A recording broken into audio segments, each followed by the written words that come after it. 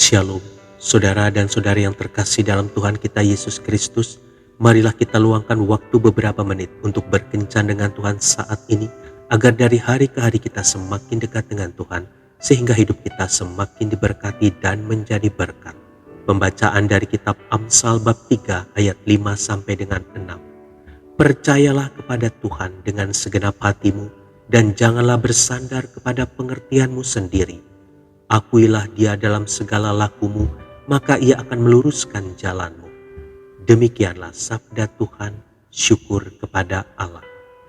Saudara dan saudari yang terkasih dalam Tuhan kita Yesus Kristus, pada bulan Mei 1996, pesawat ValueJet 592 jatuh di Florida Everglades dan menewaskan 110 penumpang. Untuk menemukan penyebab jatuhnya pesawat itu, Badan Keamanan Transportasi Nasional membutuhkan kotak hitam dari pesawat. Tetapi tidaklah mudah untuk menemukan kotak hitamnya.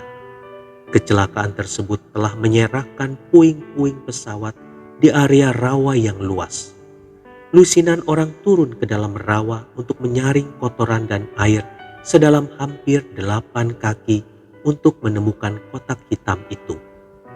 Para ahli dari Angkatan Laut mencoba menggunakan teknologi khusus untuk mendeteksi logam yang tenggelam itu, namun tidak membuahkan hasil. Dengan memegang tali yang memisahkan mereka sejauh 3 kaki, para pencari yang lain secara sistematis menyodok setiap bagian dari area tempat terjadinya kecelakaan. Setelah 14 hari, mereka tidak berhasil menemukan apa-apa. Bagi para pekerja, fisik mereka tidak tahan menanggung kondisi tersebut. Matahari Florida menyengat mereka dan suhu udara berkisar di angka 90-an.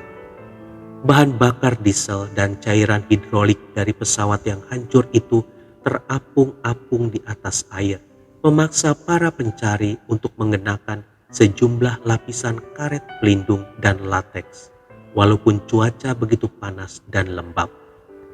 Para pencari mengalami dehidrasi setelah 14 hari, tetapi tetap tidak berhasil menemukan apapun. Sersan Felix Jimenez dari Kepolisian Metro-Dade adalah salah satu dari pencari tersebut. Selama 14 hari ia telah berdoa untuk para keluarga yang ditinggalkan dan untuk keselamatan dari teman-teman sekerjanya. Tetapi pada hari ke-15 ketika ia beristirahat, tiba-tiba ia menyadari bahwa ia lupa berdoa untuk satu hal yang penting, yaitu supaya Tuhan menolong mereka menemukan kotak hitam itu. Jadi saat itu ia berdoa meminta petunjuk dari Tuhan, kemudian melanjutkan pencarian.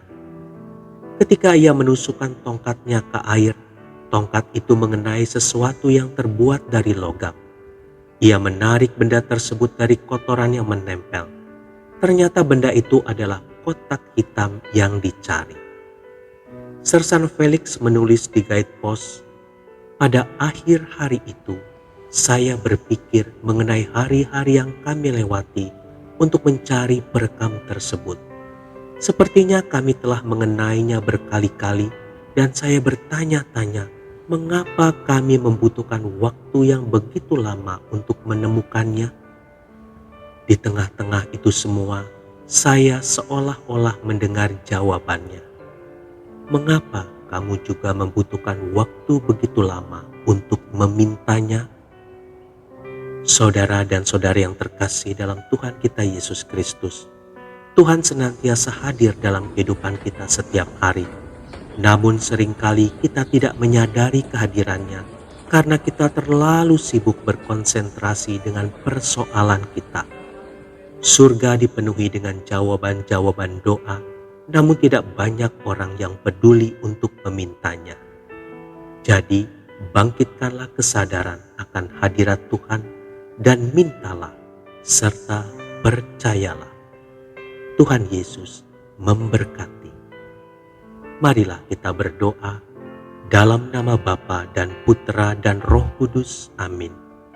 Tuhan Yesus, ampuni aku kalau aku sering meninggalkan Engkau sendirian, jauh di lubuk hatiku. Kini aku mau memberikan waktuku terbaik setiap hari untukmu. Amin.